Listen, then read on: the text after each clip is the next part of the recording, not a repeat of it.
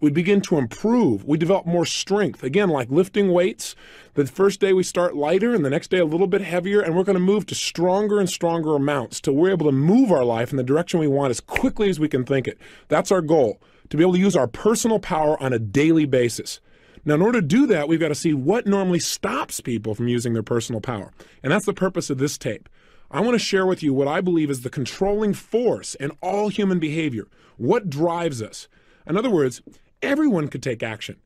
Literally, if it's that simple, if all it takes to succeed is the ability to know what you want, take action, know if it's working, and keep changing until you get what you want, how come everybody doesn't do it? The reason is fear. And the fear is usually fear of failure or success or rejection. But the real word I would use for this thing we're afraid of is pain. I believe that every single person on this earth is driven by two forces.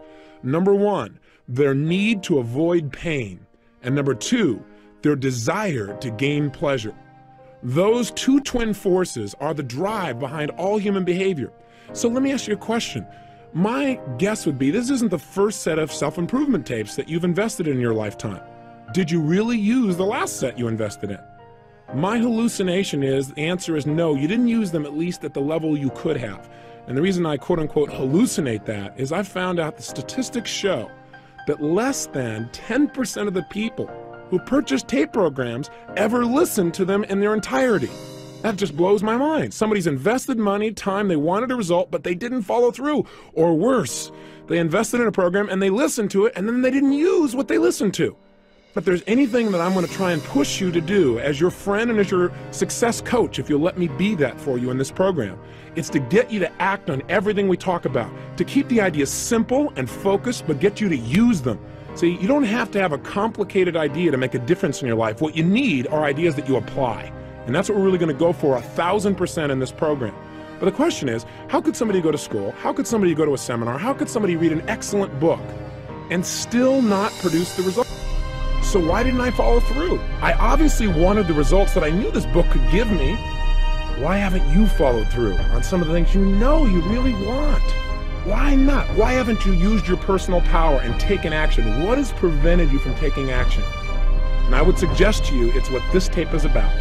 The two controlling forces have directed your life and kept you at times from taking action. And those forces again are the twin forces of pain and pleasure. Remember, everything we do in life, we do out of our need to avoid pain or a desire to gain pleasure. I'll give you an example. I don't know if you're a lady listening or a gentleman, but when I speak to audiences, I'll invariably ask the ladies in the audience, please raise your hand if you put on makeup today.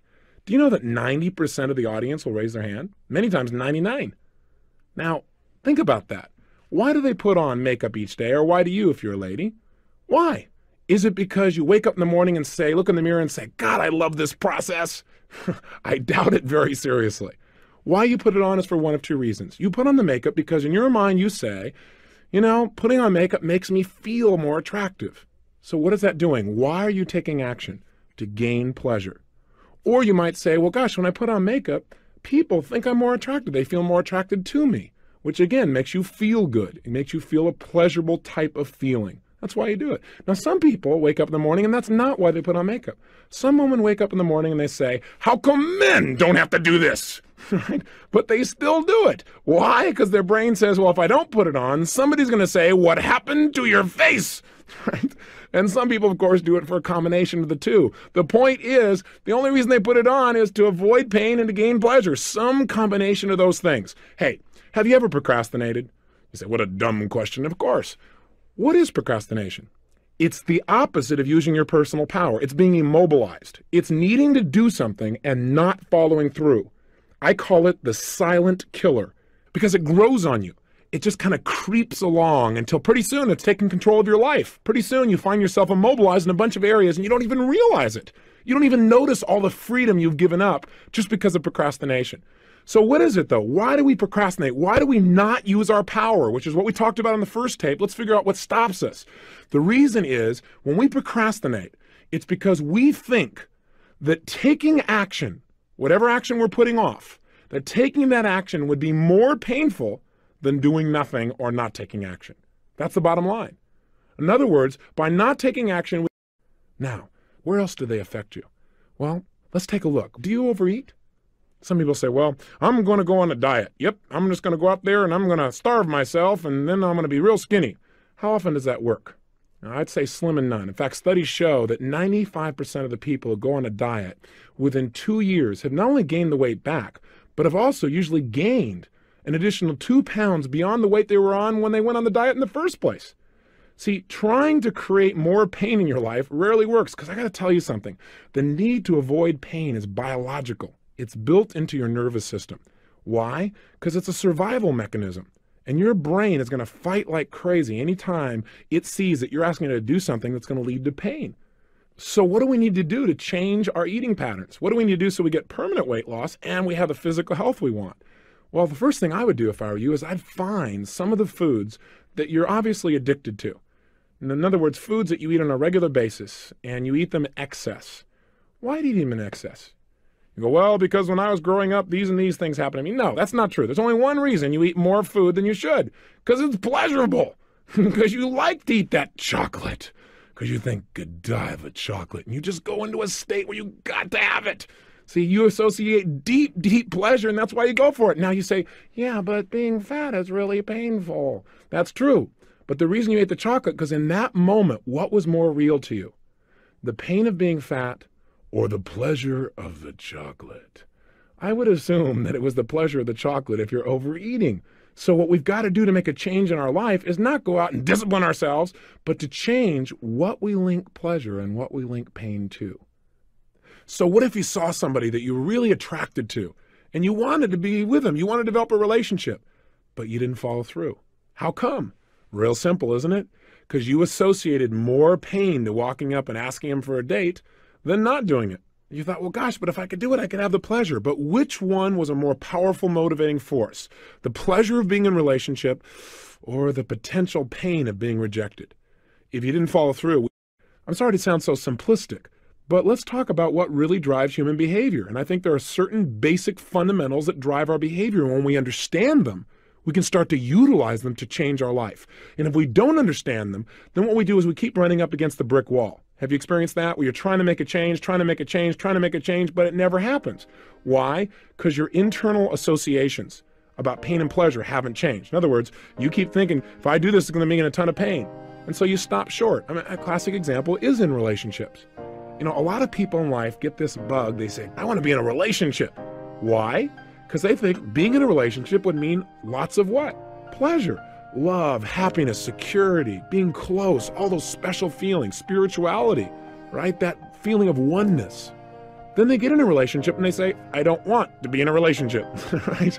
All of a sudden they begin to think relationship means pain, or worse. They think a relationship is the most incredible thing in the world. They love this person. They give 1,000% of themselves. They think about them constantly. And then as time goes by, something happens. And this person, let's say, leaves them or breaks up with them or smashes their heart. The challenge is this. Most people have not learned how to deal with it. Most of us don't consciously look at what we link pain and what we link pleasure to. And so our lives are in reaction instead of in control. So for example, let's say you had a great relationship, somebody you really loved, gave 100% as we started to talk about. And then all of a sudden, one day, something bad happens. They cheated on you, they left you, they lost interest, they were less motivated or attracted than you were. What happens for some people is they have this thing called pain at this moment. And what they link up in their mind is relationships equal pain. Now there's a problem, because also in their mind, they have this other association in their nervous system, and that association is relationships equal pleasure. So what happens in the future? Well, for a long time, this person will probably avoid relationships. You know, they won't get too attracted. They won't express themselves real fully, or they'll be a little bit more closed down. Does this sound like somebody you know? Maybe somebody you know personally? And then what happens is eventually, you know, maybe some of the pain wears off. And they see somebody and they get attracted or they develop a neat relationship and it starts to grow. But there's a point in the relationship when it's going really, really well, when all of a sudden that person begins to sabotage the relationship. Now, have you ever done that?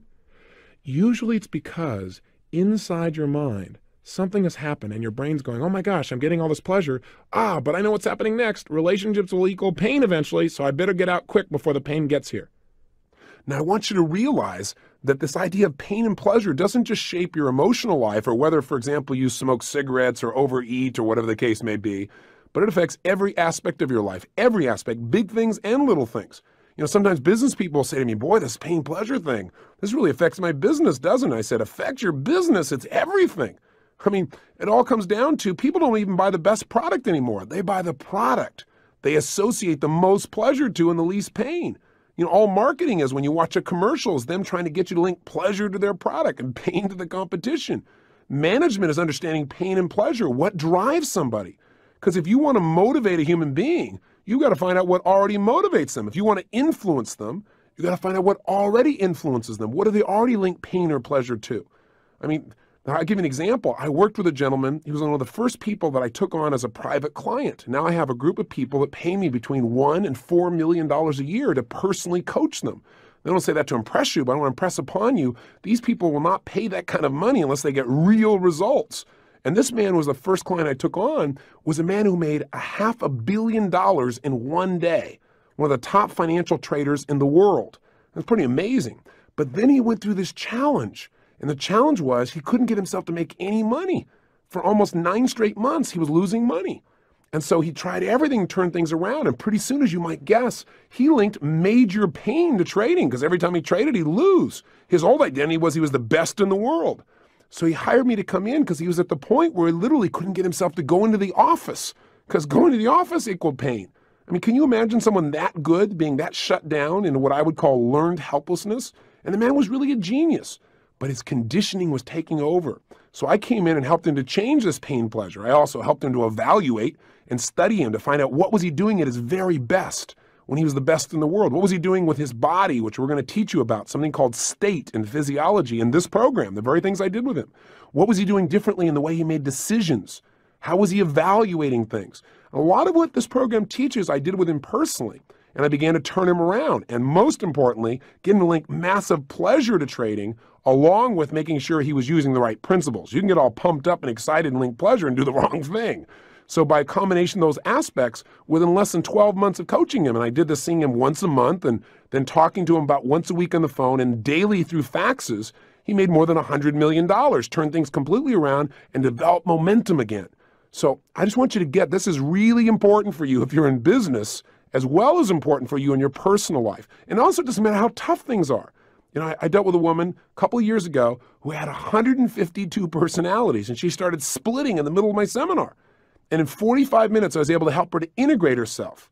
And the way I did that was by understanding the relationship of these 6 human needs, as well as the principle of pain and pleasure. So I want you to know, when you master this area of your life, you can change virtually anything.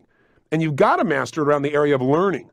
Things are changing so rapidly. The one skill you got to have is the ability to learn rapidly. And you know what? When we're in school, we link massive pain to learning, most of us. And so kids, boy, you can turn them around so easily when you entertain them a little bit. I try to make this little tape program somewhat entertaining. I just got my voice to try and do it and tease you and push you, but hopefully you can feel the difference, and you will over the next few days as we go through each day, day after day, building momentum. But you know what? The secret is to realize there's so much information. The only stuff we pay attention to is the stuff that moves us emotionally, something that inspires us or makes us laugh or makes us cry or makes us feel. That's the stuff we remember, and that's the stuff we use. So pain and pleasure is shaping every area of your life. And what we want to do in this tape is really start to take control of it. So we're not in reaction to our old conditioning, but we're in charge of it. And the first step to that is awareness of this principle, the awareness that this is shaping us and how it works. So the controlling force of our life then, the thing that directs our life, is what we link pain and what we link pleasure to.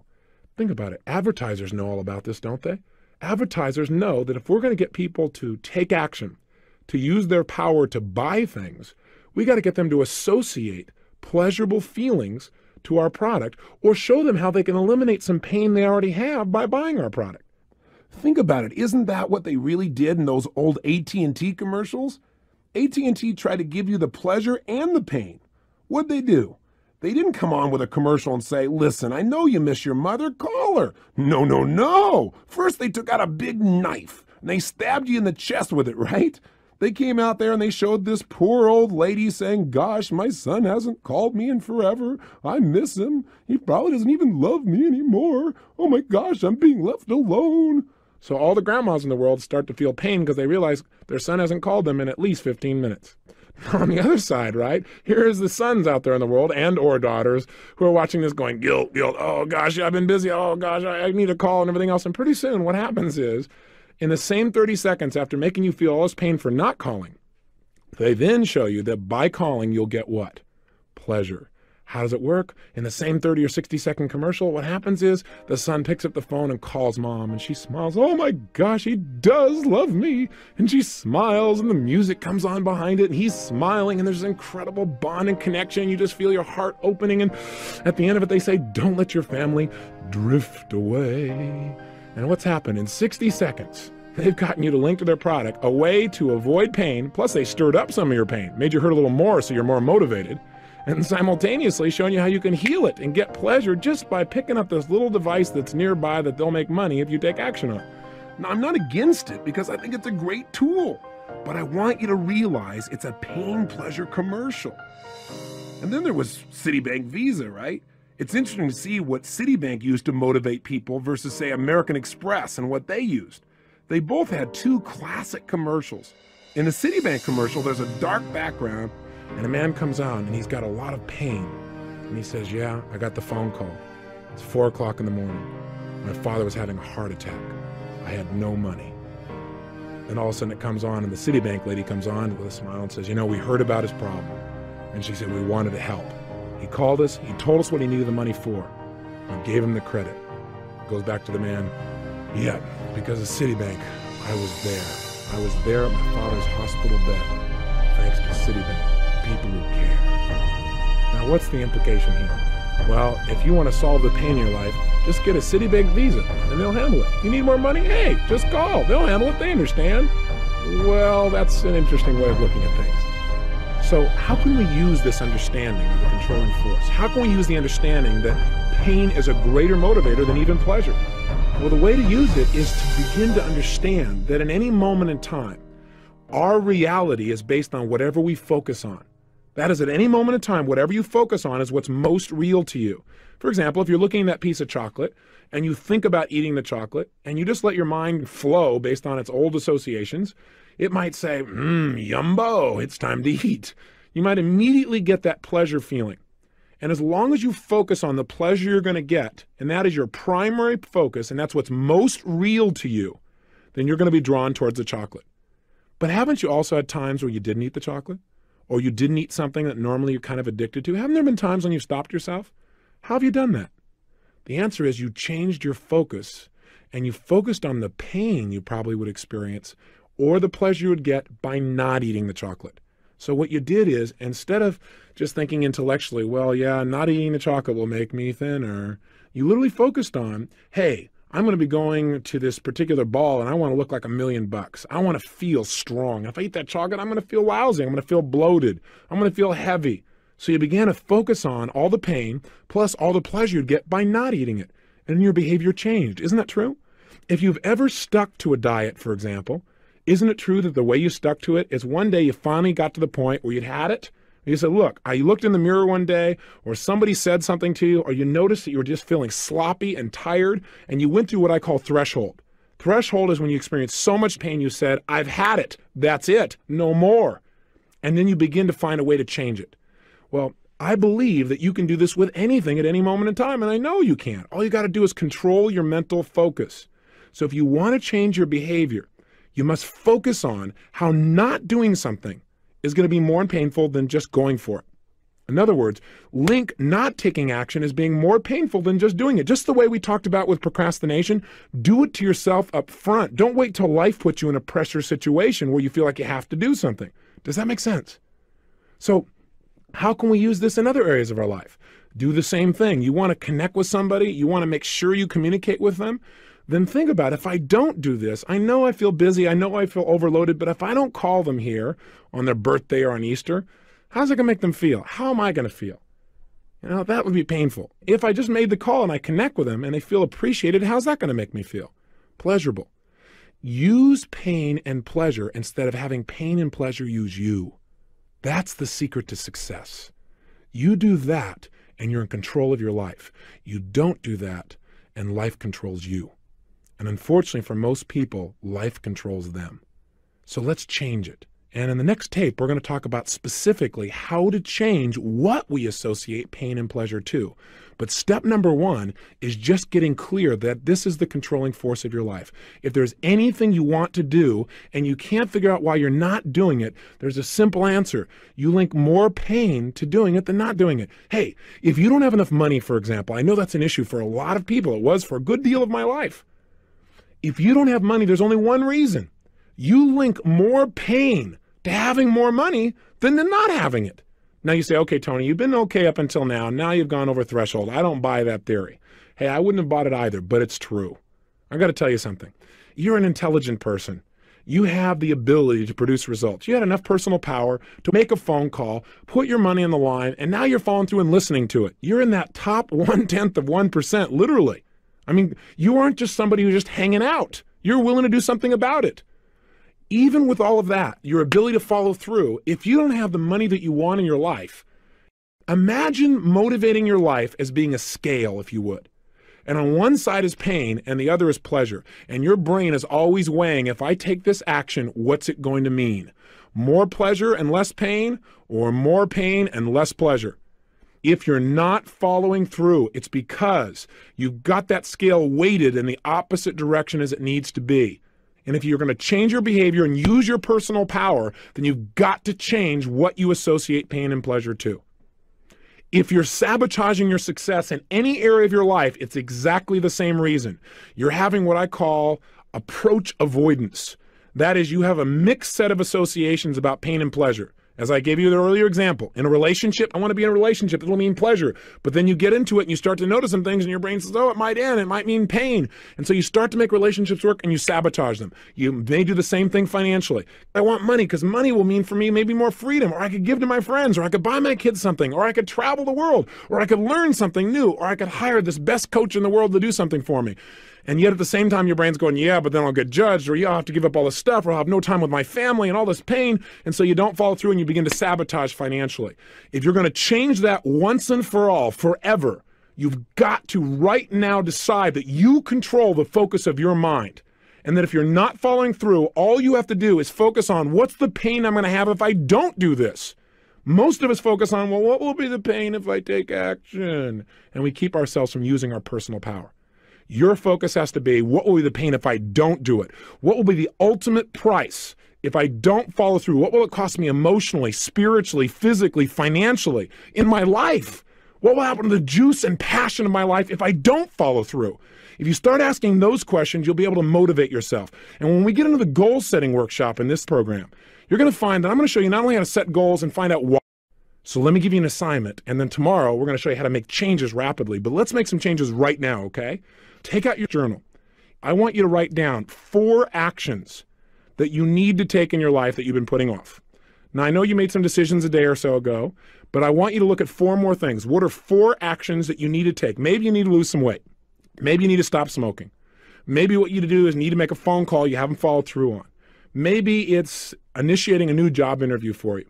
Maybe what it is communicating to somebody that you really, really are attracted. Or maybe it's you're in a relationship with somebody and you haven't communicated how much you really love them in a long time, real directly. You're kind of taking it for granted. I don't know what it is.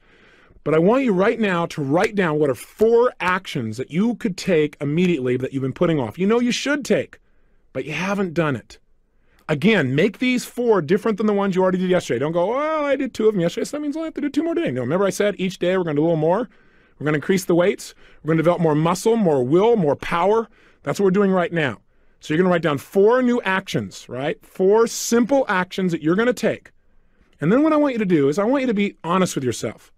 I want you to write down under each action that you've not taken that you know you should. I want you to write down what is the pain that you associate that's kept you from taking action in the past. Let's just get clear. Because I guarantee you that if you've not taken action, it's because you associated more pain to taking action than not. Okay, you've heard that about 19 times, but you're going to hear it again and again until you start to use it. You know, I once heard a story about this great minister, and people came to his church and they listened to him, give this great sermon. And it was a phenomenal sermon. And then they came back the next week and he got up and gave the same sermon. And the third week it was the same sermon. And after about 5 sermons in a row of the exact same sermon, a couple of the elders in the church decided to pull the minister aside and see if he was okay. And they said, sir, I don't know quite how to communicate this to you, but are you aware that some of what you've been saying has been pretty much identical as to what you said last week and the week before and the week before? And the minister just smiled very calmly. He said, oh, I'm glad you noticed. I said, well, why are you doing that? He said, I'm going to keep doing this sermon until you guys start applying it. So if I sound like I'm giving a sermon that sounds like the same one, it is. We're going to make sure you apply it and make sure you embed it. So 1, write down the 4 actions. 2, make sure you write down what is the pain that you've associated with doing this in the past, and just be honest with yourself. And if you say, Tony, I have no pain associated to it, well, then think a little stronger. Maybe the pain is simple. Maybe it's like, well, the pain of taking the time. It'd be more painful to take the time to do it than other things you're really more caught up in and that you think will give you more pleasure. But write it down. 3rd step, I want you to write down all the pleasure you've gotten by not following through. Because sometimes by not following through, it's giving you pleasure too. You go, well, I don't understand. Well, let's say, for example, you think you should lose some weight. And that specifically, in order to get that done, one of the actions you should take is to stop eating mass quantities of chocolate or sugar or cake or whatever it is, okay? Now, why haven't you done that? Well, answer number 1, because you associate pain to dieting. In fact, what are the first 3 letters in the word diet? That ought to give you a clue why most people want to avoid it. They feel like they're dying. The bottom line is that's kind of painful. So what have you done? You've associated taking something away. Loss equals pain for most of us. If we feel like we're losing something or giving something up, we feel like losing weight, it's going to be painful. So you go, well, gosh, I would be taking something away. I would be taking away things I used to have pleasure eating. So that's pain. What are all the pains that you would associate? Step 3, what's the pleasure you get by still eating? Well, you get the pleasure of eating chocolate. You get that momentary feeling inside. So that's step number 3. Step number 4, I want you to write down the opposite. What do I mean by that? What I mean is I want you to write down what it will cost you if you don't change. That is, if you don't stop eating chocolate in mass quantities, if you don't stop smoking, if you don't make that phone call that you know you need to make, if you don't start consistently working out each day, if you don't go out and really make an effort, even though it may be difficult, to get through to that person who in the past has made you mad. If you don't do that, what's it going to cost you? And be honest with yourself. What will it cost you over the next 2, 3, 4, or 5 years? What's it going to cost you emotionally? What's it going to cost you in your self-image? What will it cost you in your physical energy level? What will it cost you in your feelings of self-esteem? What will it cost you financially? What will it cost you in your direct relationships with the people you care about most? And I really want you to hone it down. And how does that make you feel? In other words, don't just go, well, it'll cost me money. Well, I will be fat. That's not enough. You got to remember, what drives us are our emotions, not just our intellect. So get emotional about it. What will it cost you, and how would that make you feel to not get those results?